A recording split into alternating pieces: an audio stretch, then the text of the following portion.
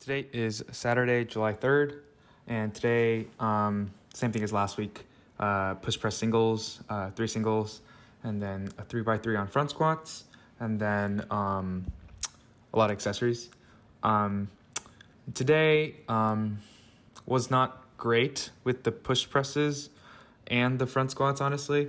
So last week, my push presses were pretty solid. I did 3 singles at 235, which is matches my best, slash is still my best. And those felt pretty solid. And I think I had slash still have some room to push past 235. It's just that I guess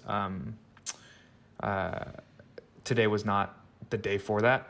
And here you can sort of see I had trouble getting the right angle. The first two angles were they weren't even just forgiving. It just didn't really show any hip movement, even though it was there. It just didn't really show anything, so it wasn't really a helpful angle. And so this is kind of a weird angle, almost a thirst trap angle, but you can see the hip movement a lot better. And so that first set at 225, that was meant to be my last warm-up to push for 240 right after, which would be 5 pounds more than what I hit last week. But that first 225, even though I approached it as like it being the last warm-up, it just felt too difficult. So I took it again, and then that second set wasn't great either. And so I was just like, okay, I'll just do one more and call that my third working set. So that's why I stuck to 225 today. And I think, you can see, especially from this back angle, that there's a lot of that hip curling under and hips just moving forwards. But I think a part of the reason why things weren't great, certainly not the only reason, but I think just a part of it, is that looking at the mirror really throws me off. I know in yesterday's training video I said that, it did throw me off, but it might have been helpful. But no, today it just feels really disorienting to see something, like to see yourself move, because I'm just so used to looking at a point of fixation and just using that almost as like a guide.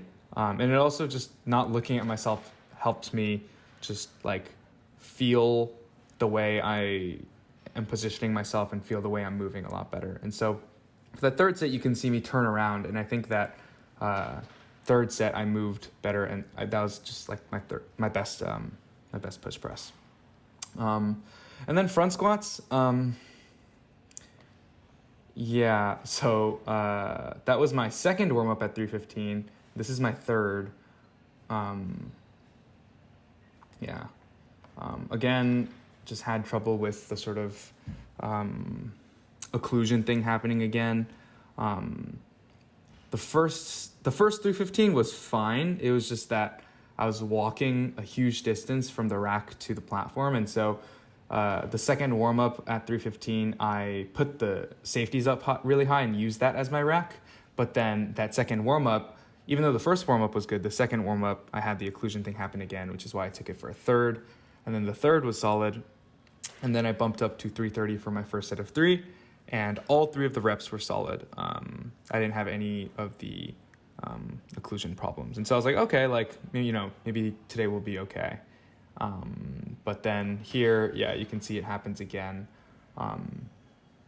after the second rep. And then here, so the reason I included the unrack in this part is because this was sort of the thing that Aaron noticed. He basically, like, when he saw this, or right after I did 1 rep and then the occlusion thing happened again, he was like, I knew it was going to happen as soon as you unracked, because one thing that I've been doing to unrack that I think has been leading to these problems is that I have the bar set on my clavicle first and then get my shoulders around the bar. And so having it pressed against my clavicle first makes the bar a lot more prone to that occlusion. And so I think next time I'm moving forward, I'm going to unrack delts first. But Yeah, so even though, my sets today weren't particularly great, I think the session overall was pretty insightful. And I sort of have a direction to move towards moving forwards, I guess, in dealing with this occlusion thing. But